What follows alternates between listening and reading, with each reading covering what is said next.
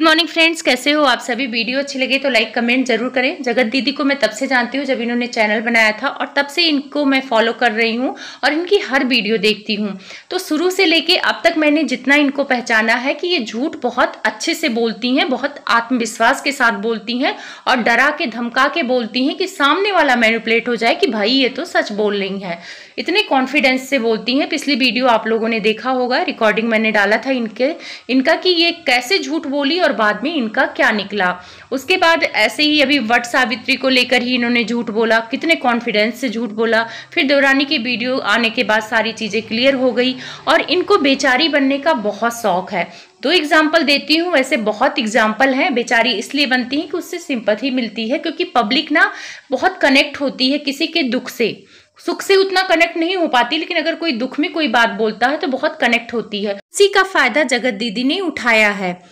वट सावित्री को लेकर जो इन्होंने झूठ बोला वो बोला। बोलने का क्या रीजन था? बोलने का यही रीजन था कि भाई अगर मैं सुहागन होती तो मैं भी वट सावित्री की व्रत रखती। ससुराल में इतने सालों तक मैं रही, वट सावित्री का व्रत नहीं रह पाई क्योंकि वहां खंडित था। लेकिन 15 साल पहले इनकी देवरानी ने बोल दिया कि वो खंडित व्रत सही हो गया था क्योंकि बच्चा पैदा हो गया था, क्योंकि किसी की डेथ हो गई होगी तो खंडित हो गया। लेकिन उसी दिन अगर किसी बच्चे का या गाय के बछड़े का जन्म हो जाता है तो खंडित व्रत पूर्ण हो जाता है और उसे उठा सकते हैं, व्रत कर सकते हैं। आज ये बातें क्यों बोल रही है? ये 15 साल पहले इनका होश कहाँ था? 10 साल तक तो ये शादीशुदा थी, अपने ससुराल में रही। 5 साल हुए इनके पति की डेथ को, तो 10 साल तक ये सुहागन थी। वट सावित्री का व्रत ये कर सकती थी, तो इनको होश नहीं था, ये इनको पता ही नहीं चला। ये या ससुराल में रहती नहीं, बहुत सारे सवाल उठ रहे हैं, क्योंकि अगर ससुराल में रहती तो ये सारी चीजें पता चलती ना। अभी हाल में ही कंट्रोवर्सी के बाद गई तो सास इतना हंसते मुस्कुराते हुए नजर आई। इनके एंगेजमेंट में सास ससुर आए, तो इससे पता चलता है कि सास ससुर से तो इनकी अच्छी बनती थी। देवरानी से ही प्रॉब्लम है। सास से बनती थी, आप उनसे पूछ लेती, उनके कहने पर उठा लेती, तो शायद हो सकता है कि आपका मन ही ना रहा हो वट सावित्री का पूजा करने का। लेकिन सोशल मीडिया पर बोलकर आप अपने आप को बेचारी दिखा रही हैं कि काश मैं सुहागन होती, अभी मैं विधवा हूं। तो यहाँ पे ये विधवा कार्ड खेलना चाहती थी, सिंपैथी लेना चाहती थी कुल मिला के। और ये कार्ड आज नहीं खेली हैं, बहुत बार खेली हैं। छठ पूजा की बात करती हूँ। छठ पूजा के दिन ही इनका कांड खुलना शुरू हो गया था। उस टाइम पे शायद इंगेजमेंट हो गई थी इनकी, कि होने वाली थी, कंफर्म नहीं हूँ। तो इन्होंने छठ पूजा पे एक वीडियो बनाया था और इन्होंने बहुत बड़ी बड़ी बातें की थी। जब ये वॉइस ओवर करती हैं तो एकदम देवी बन जाती हैं, इनमें देवी की आत्मा आ जाती है। तो ये बोल रही थी कि मुझे ये व्रत बहुत पसंद है, छठी माता का आशीर्वाद लेना बहुत पसंद है, लेकिन ये व्रत में मैं नहीं जा सकती क्योंकि वहाँ पे सुहागिनें जाती हैं, ये वो। तो बहुत सारे लोगों ने कमेंट्स किया कि ऐसा नहीं है, छठी माता बेटे का व्रत होता है और दूर से बैठ के हर कोई प्रसाद ले सकता है, वहाँ जा सकता है। तो वहीं पे जगत भैया का कमेंट आया था कि दीदी आप सिवान आ जाओ, आपको इस व्रत को लेकर इतना मन कर रहा है देखने को करने को, तो आप सिवान आ जाओ, वहां पे आप ये छठ व्रत देख लेना। तो उसका रिप्लाई इन्होंने नहीं किया, क्योंकि इन लोग के बीच क्या खिचड़ी चल रही थी। उसी के 2-3 दिन बाद जगत भैया ने इनका पोल पट्टी खोल दिया। तो छठ पूजा का भी इन्होंने बेचारी बनने के लिए वीडियो बनाया था। वहां पे ये बेचारी बन रही थी कि काश मैं अगर सुहागन होती तो छठ पूजा करती या देखती, जो भी है। तो वहां बेचारी बनने की जरूरत नहीं है। जो विधवा है वो बेचारी नहीं होती हैं। और वैसे आप एक तरफ बोलती हो मैं आयरन लेडी हूँ, दूसरी तरफ बेचारी बन के सिंपैथी लेते हो। क्यों लेते हो? नहीं लेना चाहिए ना। और विधवा कोई अभिशाप नहीं है, कब किसके जिंदगी में दुख आ जाए कुछ नहीं पता चलता है। और विधवा जो भी है उनको भी जीने का हक है, पूजा पाठ में बैठने का हक है। हाँ, कुछ रीति रिवाज है जो नहीं किया जा सकता है, जो पूर्वज से चल आया है कि कुछ पूजा पाठ होते हैं जहाँ पे नहीं कर सकते हैं, बाकी पूजा पाठ में नॉर्मल बैठ सकते हैं, कर सकते हैं। तो यहाँ पे कुछ लोग इनके वट सावित्री के पूजा में बैठने पे आपत्ति उठा रहे थे। तो कोई बात नहीं, हर पूजा में बैठा जा सकता है, दूर से देखा जा सकता है। भगवान किसी एक के नहीं होते। भगवान नहीं कहते कि मैं सुहागन का ही हूँ, विधवा का नहीं हूँ, भगवान सबके हैं। हाँ, उस पूजा को कर नहीं सकते लेकिन उनमें बैठ के देख सकते हैं। ऐसे ही छठ माता का भी पूजा होता है, आप दूर से बैठ के देख सकते हो, छठी माता से अपने लिए आशीर्वाद मान सकते हो। अब ये बड़ी बड़ी बातें तो बहुत करती हैं, जैसे ये टाइटल डालती हैं एक माँ को कोई हरा नहीं सकता है। भाई आप ही दुनिया में माँ नहीं है, हर कोई माँ है।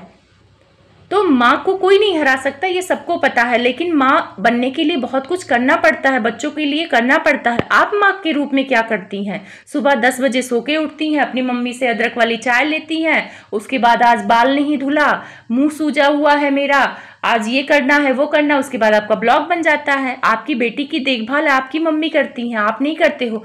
यहाँ तक कि सिंगल पेरेंट्स अपने बच्चों को अपने पास सुलाते हैं। आप सिंगल मदर है ना, तो आप अपनी बेटी को तो अपने पास भी नहीं सुलाती, और यहाँ तक उसकी कभी भी फेवरेट मैगी या कुछ भी जो बच्चों को पसंद है बनाते हुए नजर नहीं आई। आप कंटेंट क्रिएटर हैं, आप क्या सिखाती हैं ब्लॉग में? ना तो आप अपनी बेटी का कुछ करती हैं, जब बेटी को सिंपैथी लेनी होती है तो ले आती हैं, आज मेरी बेटी को पापा की याद आ रही, आज मेरी बेटी की खुशी के लिए मैंने गाड़ी खरीदा, बंगला खरीदने वाली हूँ। तो ये सारी चीज़ें जिम्मेदारी होती हैं, आपकी अपनी जिम्मेदारी है अपने बच्चों के लिए। हर माँ बाप करते हैं, चाहे वो दोनों हों और चाहे एक हों, हर कोई अपने बच्चों के लिए करता है। लेकिन कुछ चीज़ें होती हैं जो बच्चों के लिए सिर्फ माँ ही करती हैं, जैसे उसका खाना पीना, उसकी पसंद का ख्याल रखना। कपड़े लाने से और पैसे खर्च करने से कोई माँ नहीं बन जाता है। आप अपनी माँ से सीखिए। आपकी माँ इतनी बड़ी हो गई हैं, आप 40 साल की, लेकिन आपकी माँ अदरक वाली चाय देती है ना।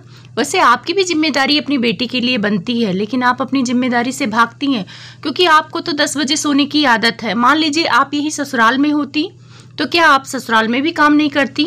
बहुत सारी अफवाहें भी आती हैं कि आप ससुराल में रहती ही नहीं थी इसी वजह से, क्योंकि काम करना पड़ता, आपको वीडियो बनाना बहुत अच्छा लगता था, इस वजह से काम नहीं करती थी आप।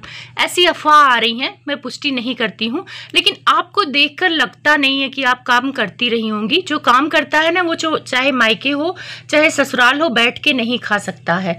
ठीक है, माँ अगर सब्जी बना रही है तो रोटी बनाने में बेटी हेल्प करती ही करती है, और बेटी ही ऐसी होती है जो अपनी माँ को काम करते हुए नहीं देख सकती है।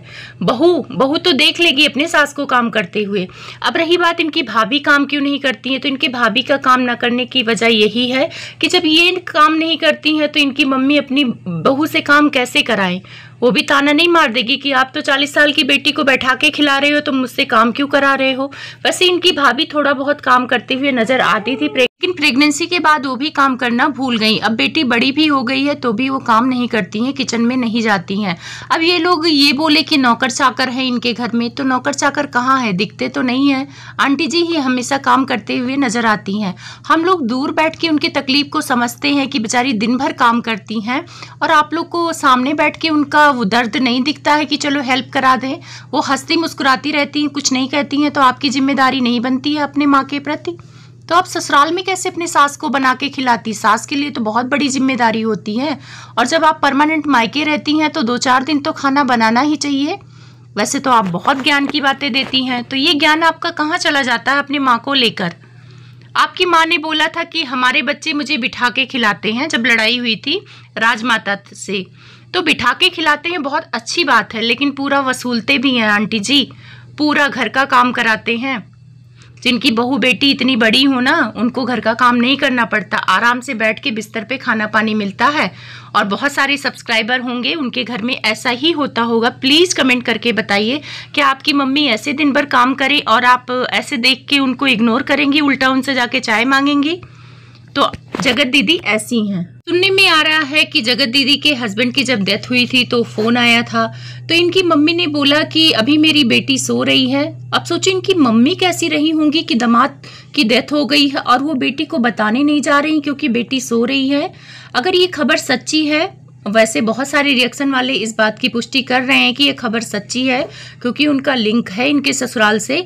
तो अगर ये खबर सच्ची है तो सोचो ये कितनी महान लेडी हैं, और ये अपने पति के बरसी पर भी नहीं गई, ऐसा खबर आ रहा है। वैसे मैं पुष्टि नहीं करती हूँ, लेकिन जो लोग पुष्टि कर रहे हैं इस बात का, अगर ये बात सच निकली तो जगत दीदी कितनी महान लेडी हैं कि अपनी खुशी के लिए अपनी नींद भी नहीं ये कर सकती हैं, जिनका पति इस दुनिया से चला गया और ये सो रही हैं, और इनकी माँ डर से जगा नहीं रही है कि बेटी की नींद खराब हो जाए। और उसी के पति के नाम से 1 मिलियन का चैनल खड़ा कर लिया, रो रो के गा गा के। उस पति को भी तभी ये यूज करती हैं जहाँ जरूरत होता है। बर्थडे में जरूरत नहीं थी बेटी की तो वहाँ पे उन्होंने पिक नहीं लगाई, और जब ये महल से कंट्रोवर्सी हुई तो इनके ऊपर कीचड़ उछलने लगे तो रोते हुए आ गए कि मेरा पति जिंदा होता तो आज ऐसा ना होता। तो आपके पति जिंदा होते तब भी क्या आप 2 लोगों को घुमाती? नहीं घुमाती ना। तो फिर अगर रहते ना तो उनको भी शर्म आ जाती आप पर। और जैसा अफवाह आता है कि आपका अपने पति से नहीं बनता था और बहुत लड़ाई झगड़ा होता था। देखो, रील में तो सब कोई 10 मिनट के लिए गाना बजाना कर लेगा, रील से पैसे कमाए जाते हैं, तो उससे किसी के रिश्ते जज नहीं किए जा सकते हैं, क्योंकि जगत दीदी के जितने भी कांड बाहर आए हैं उससे यही सबक मिलता है कि रील और रियल लाइफ की दुनिया अलग होती है। रील में जगत दीदी जगत भैया को राखी भी बांधती थी और रियल लाइफ में उन्हें सैया बनाने की कोशिश कर रही थी, तो यानी अंतर होता है। तो जगत दीदी की महानता का वर्णन क्या ही किया जाए, और वैसे झूठ भी बहुत कॉन्फिडेंस से बोलती हैं कि आपको पता भी नहीं चलेगा। लेकिन आजकल इनके झूठ बड़े पकड़े जा रहे हैं। देवरानी ने भी पोल खोल दिया है इनके वट सावित्री को लेकर।